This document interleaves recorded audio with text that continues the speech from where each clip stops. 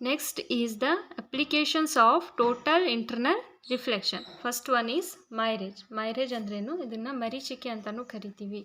ಬಿಸಿಲು ಜಾಸ್ತಿ ಇದ್ದಾಗ ನಾವು ದಾರಿಯಲ್ಲಿ ಹೋಗಬೇಕಾದ್ರೆ ದೂರಿಂದ ನಮಗೆ ಗಿಡದ ಕೆಳಗೆ ನೀರಿರೋ ಥರ ಕಾಣಿಸುತ್ತೆ, ಬಟ್ ಅಲ್ಲಿ ನೀರು ಇರೋದಿಲ್ಲ. ಅದಕ್ಕೆ ಕಾರಣ ಏನು, ಸಂಪೂರ್ಣ ಆಂತರಿಕ ಪ್ರತಿಫಲನ ಉಂಟಾಗೋದ್ರಿಂದ ಆ ರೀತಿ ನಮಗೆ ಕಾಣಿಸುತ್ತೆ. Mirage is an optical illusion of deserts on hot summer days due to very high temperature. The air near the surface of Earth become rarer and above the surface of Earth will be denser as compared to the near the surface of Earth. ನೋಡ್ರಿ, ಇದು hot summer ಡೇಸ್ನಲ್ಲಿ ಇಲ್ಲೇನಾಗುತ್ತೆ, near the surface of earth the air, ಗಾಳಿಯ ಪ್ರಮಾಣ ಇಲ್ಲಿ ಕಡಿಮೆ ಇರುತ್ತಾ, ನಾವು ಮೇಲೆ ಹೋದಂಗೆಲ್ಲ ಏನಾಗುತ್ತೆ, ಇಲ್ಲಿ ಗಾಳಿಯ ಪ್ರಮಾಣ ಜಾಸ್ತಿ ಆಗುತ್ತೆ. ಜಾಸ್ತಿ ಆದರೆ ಅದೇನಾಗುತ್ತೆ, ಡೆನ್ಸರ್ ಮೀಡಿಯಮ್ ಆಗುತ್ತೆ, ಇದು ರೇರರ್ ಮೀಡಿಯಮ್ ಆಗುತ್ತೆ. ಇಲ್ಲಿ ಲೇಯರ್ಸ್ ಫಾರ್ಮ್ ಆಗುತ್ತೆ. ಇಲ್ಲಿ ರೇ ಆಫ್ ಲೈಟ್ ಇನ್ಸಿಡೆಂಟ್ ಆದರೆ this is the denser medium. ಇದಕ್ಕೆ ಕಂಪೇರ್ ಮಾಡಿದಾಗ ಇದು ಡೆನ್ಸರ್ ಆಗುತ್ತೆ, ಇದು ರೇರರ್ ಮೀಡಿಯಮ್ ಆಗುತ್ತೆ. ಮತ್ತು ಇದನ್ನು ಈ ಲೇಯರ್ಗೆ ಕಂಪೇರ್ ಮಾಡಿದಾಗ ಇದು ಡೆನ್ಸರ್ ಮೀಡಿಯಮ್ ಮತ್ತು ಇದು ಏನು, ರೇರರ್ ಮೀಡಿಯಮ್. ಯಾಕಂದರೆ ಇಲ್ಲಿ ಗಾಳಿಯ ಪ್ರಮಾಣ ಜಾಸ್ತಿ ಆಗ್ಕೊತ ಹೋಗುತ್ತೆ. ರೇ ಆಫ್ ಲೈಟ್ ಇಲ್ಲಿ ಫಾಲ್ ಆದಾಗ ಏನಾಗುತ್ತೆ, ದಿಸ್ ಈಸ್ ದ ನಾರ್ಮಲ್. ಡೆನ್ಸರಿಂದ ರೇರರ್ ಮೀಡಿಯಮ್ಗಾದರೆ it bends away from the normal ಅಂದ್ರೇನು, ಈ ರೀತಿ ಆಗುತ್ತೆ. This is the second layer. ಇಲ್ಲೇನಾಗುತ್ತೆ, ಮತ್ತೆ ರಿಫ್ರಾಕ್ಷನ್ ಉಂಟಾಗುತ್ತೆ. This is the normal. ಡೆನ್ಸರಿಂದ ರೇರರ್ಗೆ ಆಗೋದ್ರಿಂದ it bends away from the normal, ಈ ರೀತಿ ಆಗುತ್ತೆ. And this is the normal and it will bends away from the normal, but ಇಲ್ಲಿಂದ ಏನಾಗುತ್ತದು, ರಿಫ್ಲೆಕ್ಟ್ ಬ್ಯಾಕ್ ಆಗುತ್ತೆ. It reflect back. Okay, this is, ಇದನ್ನು ನಾವು ಅಬ್ಸರ್ವ್ ಮಾಡ್ತಿರ್ತೀವಿ, ನಮಗೇನು ಕಾಣುತ್ತೆ ಇಲ್ಲಿ, ಇದನ್ನು ನಾವು ಬ್ಯಾಕ್ ಪ್ರೊಡ್ಯೂಸ್ ಮಾಡಿದಾಗ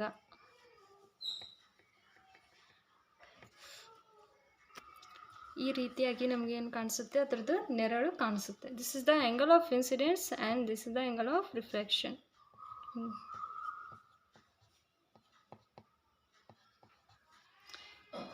ಈ ಕಾರಣದಿಂದ ನಮಗೇನಾಗುತ್ತೆ, ಮೈರೇಜ್ ಕಾಣುತ್ತೆ. ಆ್ಯಂಡ್ ವೆನೆವರ್ ಎ ರೇ coming from tree undergo refraction at one point A, the ray makes an angle greater than the critical angle. ಆ ಆ್ಯಂಗಲ್ ಕ್ರಿಟಿಕಲ್ ಆ್ಯಂಗಲ್ಗಿಂತ ಜಾಸ್ತಿ ಇರುತ್ತೆ. And thus it undergoes in total internal reflection. When it goes into the eye of the person, an inverted image of tree is seen by the person, which appears as there is a water, but actually there is no water. ರೇ of light ಇಲ್ಲಿ incident ಆದಮೇಲೆ ಇದು bends towards the normal. ಮತ್ತು ಈ ರೇ of light ಏನಾಗುತ್ತೆ, refraction ಆಗುತ್ತೆ. But at point A ಏನಾಗುತ್ತೆ, ಇದು ರಿಫ್ಲೆಕ್ಟ್ ಬ್ಯಾಕ್. ಯಾಕಂದರೆ ಇಲ್ಲಿ ಆ್ಯಂಗಲ್ ಆಫ್ ಇನ್ಸಿಡೆನ್ಸು ಕ್ರಿಟಿಕಲ್ ಆ್ಯಂಗಲ್ಗಿಂತ ಜಾಸ್ತಿ ಇರುತ್ತೆ. That's why it reflect back in the same medium. And ಇದನ್ನು ನಾವು ಅಬ್ಸರ್ವ್ ಮಾಡಿದಾಗ ಇದನ್ನು ಬ್ಯಾಕ್ ಪ್ರೊಡ್ಯೂಸ್ ಮಾಡುತ್ತಲ್ಲ, ಇದ್ರದ್ದು ಇನ್ವರ್ಟೆಡ್ ಇಮೇಜ್ ನಮಗೆ ಸಿಗುತ್ತೆ. ಇನ್ವರ್ಟೆಡ್ ಅಂದ್ರೇನು, ಇದ್ರದ್ದು ರಿವರ್ಸ್ ಇಮೇಜ್ ನಮಗೆ ಸಿಗೋದ್ರಿಂದ ಇಲ್ಲಿ ನಮಗೆ ವಾಟರ್ ಇರೋ ಥರ ಕಾಣಿಸುತ್ತೆ, ಬಟ್ ಅಲ್ಲಿ ಇರೋದಿಲ್ಲ. That is due to the total internal reflection. Next example for this is the brilliance of diamond. ವಜ್ರ ಯಾಕೆ ಅದು ಹೊಳೆಯುತ್ತೆ ಅಂತಂದರೆ ಅಲ್ಲಿ ಟೋಟಲ್ ಇಂಟರ್ನಲ್ ರಿಫ್ಲೆಕ್ಷನ್ ಆಗ್ತಾ ಇರುತ್ತೆ. The brilliance of diamond depends upon TIR and it's refractive index is 2.42. ಇದರದ್ದು refractive index ಎಷ್ಟು, ಡೈಮಂಡ್ದು 2.42. So the critical angle is 24.41 degree. Critical angle of diamond is the 24.41 degree. And the faces of diamond are cut in such a way that the angle of incidence is greater than the critical angle, and light come back in the same medium and suffers multiple total internal reflection, and in this way diamond sparkles. ಏನಾಗುತ್ತೆ, ಅದು critical angle 24.41 degree. Total internal reflection ಆಗಬೇಕಾದ್ರೆ condition ಏನು, the angle of incidence should be greater than 24.41 degree. ಈ ಆ್ಯಂಗಲ್ಗಿಂತ ಜಾಸ್ತಿ angle ಇದ್ದರೆ ಅಷ್ಟೇ ಏನಾಗುತ್ತೆ, total internal reflection ಆಗುತ್ತೆ. ಈಗ ರೇ ಆಫ್ ಲೈಟ್ ಇನ್ಸಿಡೆಂಟ್ ಆಯ್ತು. This is the rarer. This is the denser medium. Refractive index of diamond is 2.42 ಇದೆ. ರಿಫ್ರಾಕ್ಟಿವ್ ಇಂಡೆಕ್ಸ್ ಆಫ್ ಏರ್ ಎಷ್ಟು 1 ಇದೆ. ಅದಕ್ಕೆ ಇದು ಏನಾಗುತ್ತೆ, ಡೆನ್ಸರ್ ಮೀಡಿಯಮ್ ಆಗುತ್ತೆ. Air is the rarer medium. Reflect ಆದಾಗ ಏನಾಗುತ್ತೆ, the angle of incidence greater than the critical angle. It bends away from the normal and ಏನಾಗುತ್ತದು ನೆಕ್ಸ್ಟ್ ಮತ್ತೆ ರಿಫ್ಲೆಕ್ಟ್ ಆಗುತ್ತೆ. ಈ ರೀತಿಯಾಗಿ ರಿಫ್ಲೆಕ್ಷನ್ ಆಗಿ ಅದು ಲೈಟ್ ಏನಾಗುತ್ತೆ ಅದರಲ್ಲೇ ರಿಫ್ಲೆಕ್ಷನ್ ಆಗ್ತಾ ಇರುತ್ತೆ. ಇದು ಬೆಳಕು ಹೊರಗೆ ಬರೋದಿಲ್ಲ. ಅದರಿಂದ ನಮಗಿದೇನಾಗುತ್ತೆ, ಹೊಳೆಯೋದು ನಮಗೆ ಕಾಣಿಸುತ್ತೆ. ಯಾಕಂದರೆ ಇಲ್ಲಿ ಬೆಳಕು ಇದರಲ್ಲೇ ಏನು ಮಾಡ್ತಾ ಇದೆ, ಮೋಷನ್ ಮಾಡ್ತಾ ಇದೆ, ರಿಫ್ಲೆಕ್ಷನ್ ಆಗ್ತಾ ಇದೆ. ಇನ್ ದಿಸ್ ವೇ ಆದುದರಿಂದ ಇದನ್ನು ನಾವು ಬ್ರಿಲಿಯನ್ಸ್ ಆಫ್ ಡೈಮಂಡ್ನ ಕಾಣ್ಬೋದು. ಇದನ್ನು ಯಾವ ರೀತಿ ಕಟ್ ಮಾಡಿರ್ತಾರೆ ಅಂದರೆ, ಆ್ಯಂಗಲ್ ಆಫ್ ಇನ್ಸಿಡೆನ್ಸ್ ಕ್ರಿಟಿಕಲ್ ಆ್ಯಂಗಲ್ಗಿಂತ ಜಾಸ್ತಿ ಇರಬೇಕು. ಅದರಲ್ಲೇ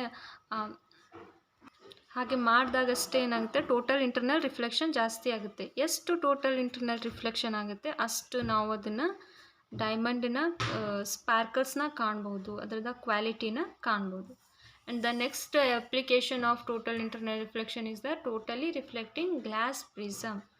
ಗ್ಲಾಸ್ ಪ್ರಿಸಮ್ನ ನಾವು ನೋಡಿದಾಗ ಇದ್ರದ್ದು ಒಂದು ಆ್ಯಂಗಲ್ 90 ಡಿಗ್ರಿ ಇರುತ್ತೆ, ಮತ್ತು ಇನ್ನೂ 2 ಆ್ಯಂಗಲ್ ಏನು, it is 45 degree 45 degree 90 degree 45 + 45 90 90 + 90 180 degree.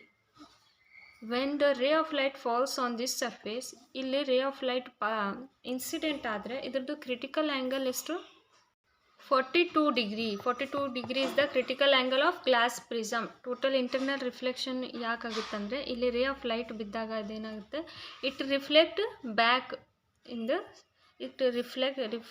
Reflect back ಆಗುತ್ತಾ. ಇಲ್ಲಿ ಎಷ್ಟು ಆ್ಯಂಗಲ್ ಫಾರ್ಮ್ ಆಗುತ್ತೆ, 45 ಡಿಗ್ರಿ.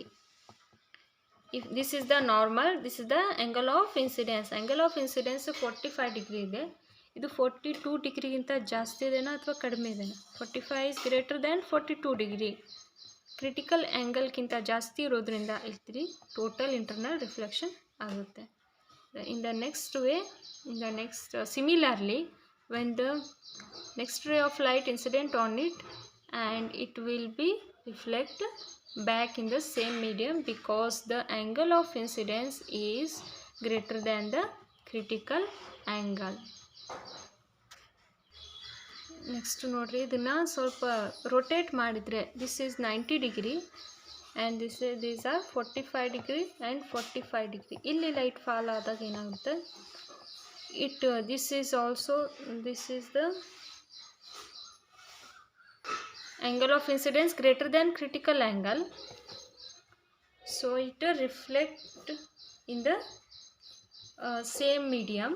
ಇಲ್ಲಿ ರಿಫ್ಲೆಕ್ಟ್ ಆಗುತ್ತೆ. ಮತ್ತು ಇಲ್ಲಿ ಇನ್ನೊಂದು ರಿಫ್ಲೆಕ್ಷನ್, ಇಲ್ಲಿ ಒಂದೇ TIR ಆಗ್ತಾ ಇದೆ, ಬಟ್ ಇಲ್ಲಿ 2 TIRನ ನಾವು ನೋಡ್ಬೋದು. ಇದು ಒಂದು TIR ಮತ್ತು ಇಲ್ಲೊಂದು TIR.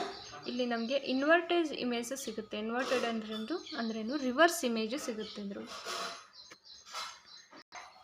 For glass and air interface, the critical angle is 42 degree and the faces of prisms are cut in such a way that when light strikes the surface of prism, it makes an angle of 45 degree, okay, which is greater than the critical angle, and therefore light suffers TIR. It comes out from the prism and different images are formed as shown in that figure.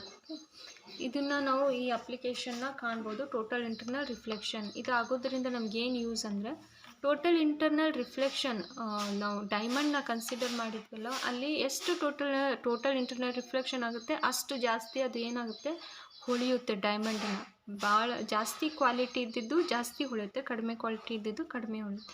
ಯಾಕಂದರೆ ಅದರಲ್ಲಿ ಅವರು ಅಷ್ಟು ನೀಟಾಗಿ ಅದನ್ನು critical angle ಜಾಸ್ತಿ ಇರೋ ಥರ cut ಮಾಡಿರ್ತಾರೆ. That is due to total internal reflection. ಮತ್ತೇನು, ಮೈರೇಜ್ನ ನಾವು ಕಾಣ್ತೀವಿ, ಅದು ಕೂಡ ಟೋಟಲ್ ಇಂಟರ್ನಲ್ ರಿಫ್ಲೆಕ್ಷನ್. ಪ್ರಿಸಮ್ ಬಗ್ಗೆ ಈಗ ನೋಡಿದ್ವಿ. And the next application is the optical fibre. Optical ಫೈಬರ್ನ ನಾವು ನವಡೇಸ್ ಜಾಸ್ತಿ ಯೂಸ್ ಮಾಡ್ತಾ ಇದ್ದೀವಿ. ಅದು ಕೂಡ ಒಂದು ಟೋಟಲ್ ಇಂಟರ್ನಲ್ ರಿಫ್ಲೆಕ್ಷನ್ನ ಒಂದು ಅಪ್ಲಿಕೇಶನ್. ಅದ್ರ ಬಗ್ಗೆ ನೆಕ್ಸ್ಟ್ ವಿಡಿಯೋನಲ್ಲಿ ಡಿಸ್ಕಸ್ ಮಾಡಿ.